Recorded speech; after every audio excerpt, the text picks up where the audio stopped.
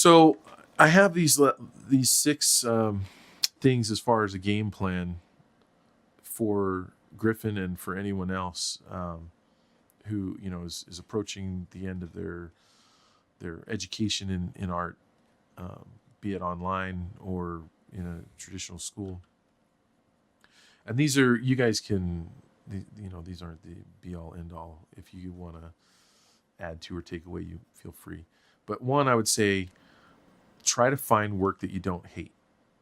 So, a job, we kind of already gone over that.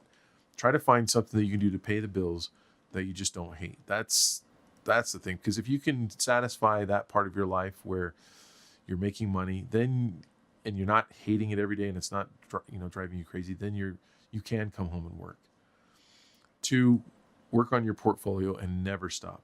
So the reason that I put these levels in there is to help people understand that getting to a level 8, 9, or 10 is a lifelong pursuit.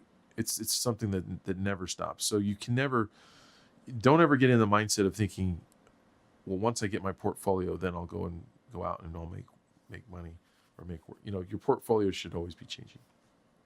3, constantly share your work on social media. And I use Piper Thibodeau as an example. If you've never looked at her work before, you should check it out.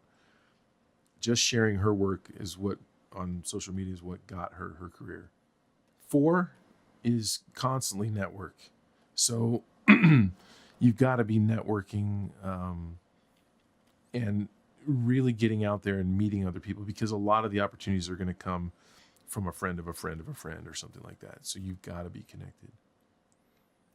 5, contact companies that hire illustrators and be on their radar. So let them know that you're looking for work, be it digital games, board game companies, textbook publishers, children's book publishers, magazines, graphic novels.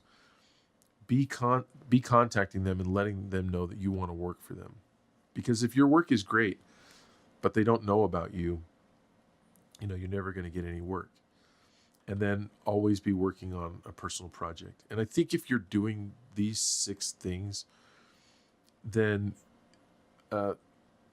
as long as you're really passionate, as long as you're working really hard, as long as you're improving, it's amazing how opportunities kind of just fall out of the woodwork. And like right now we're still in kind of right in the middle of this COVID-19 partial lockdown thing. And I have gotten more offers for assignments than I've gotten in the last. It's because you're a level 9. I've been turning down stuff. I've been bidding really high on things. I'm like, even while we're podcasting, I'm getting a message here from this board game company that I'm still negotiating with to work for. And it's just interesting that if I look back at when I was a level 4, 5, 6, the struggle was real to get work. It's like, how do I get work? How do I get someone out there to know about me and to want to pay me for my work? And now I don't advertise anymore, and it just happens. I have another guy that wants me to do a children's book, and I probably won't work on that one. Is that a self-published deal? No, it's for his company, but it's a smaller company, but they have a pretty decent budget. And it's a book that was already in print and it did really well, and they want to redo it. But the point I'm trying to make is,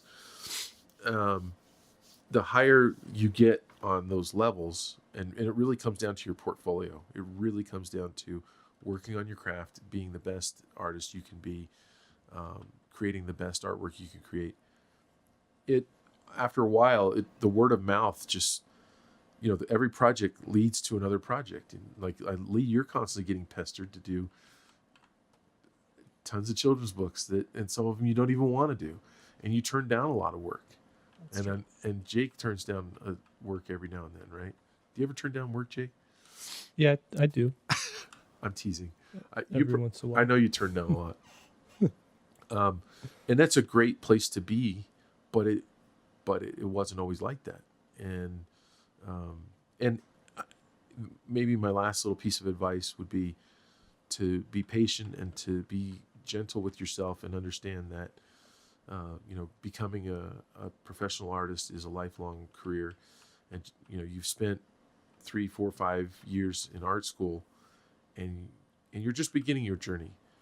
Whereas an accountant that goes to school, they get out and they get their accounting job, and they can move up in their job, but basically a lot of careers, you get rewarded with the job that you're looking for right out of school. Not all, but some. If you go to med school, most med school students that do well just come out and they boom, there's a doctor job waiting for you. Is that what it's called? A doctor job? A doctor job. A doctor job. But for artists, there isn't that. And I think that's what we're getting asked a lot is, hey, where's my job when I get out of art school? And this is an hour-long way of telling you that there isn't just an easy path like that. But there are definitely things you can do. And the rewards are great if you stick with it and if you work really hard and if you move up. Eventually, life can be pretty easy, Well, the old slogan I always come back to is easy choices, hard life, hard choices, easy life. Yeah. So if Well, you're you always gotta run making that past easy, me again. I got to hear that one more time to process. easy What was that? choices, hard life, hard choices, easy life. So if you're always choosing the easiest path, your life's going to be harder. And if you're always choosing a harder path, meaning a path that's going to make you grow, Yep. and it's going to make you be better in the long run, then ultimately you'll have an easier life. It's funny. When I was a scoutmaster, I used to watch my kids. And one of the things you try to do as a scoutmaster when you take them camping is you try to teach them how to, basically the principle you just said, Jake, you try to teach them to make hard choices so that they can have an easier life just in the setting of camping, right? Right. So they're sitting huddled by the fire. We're winter camping, and the fire, we've run out of wood and the fire's starting to dwindle. And so they're starting to get colder. And this is after I've said, you guys should probably go out and get more wood, And as the adult leader, I have to be willing to be cold with them, because if I go out and get the wood, they don't learn anything. But trying to get them to make that hard choice to leave the warm fire, to go out where it's colder, to get the thing that's going to make them warmer is actually pretty hard to teach even 12, 13-year-olds, 14-year-olds, But it's a solid principle.